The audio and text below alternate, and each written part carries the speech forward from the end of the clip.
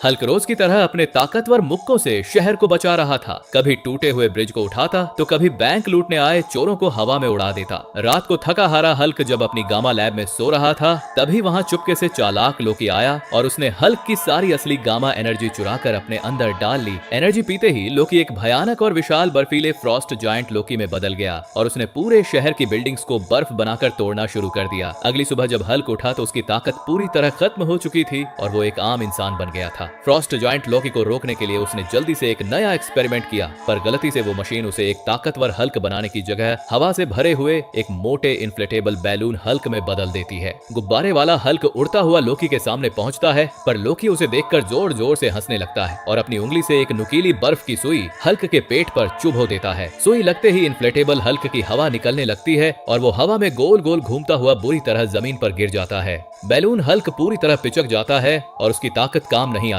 तभी पिचका हुआ हल्क रोते हुए दोस्तों से कहता है, दोस्तों मुझे इस इविल लोकी को हराना है। जल्दी से लाइक और सब्सक्राइब करके मुझे अपनी पावर दो ताकि मेरा बैलून रूप और ताकतवर हो जाए। जैसे ही आपका प्यार मिलता है, पिचके हुए हल्क के अंदर अचानक आसमान से एक भयानक चमकती हुई आग घुसने लगती है और वो एक अल्टीमेट वोल्केनो हल्क बन जाता है जिसके अंदर से उबलता हुआ लावा निकल रहा था। तभी आसमान से स्पाइडरमैन आता है और फ्रॉस्ट जायंट लोकी की आंखों पर अपना जाल फेंककर उसे अंधा कर देता है। मौका देखते ही वोल्केनो हल्क हवा में कूदता है और एक जोरदार आग के धमाके के साथ लोकी के जबड़े पर ऐसी लात मारता है कि लोकी की सारी बर्फ वहीं चकनाचूर हो जाती है और हल्क शहर का नया सबसे बड़ा हीरो बन जाता है।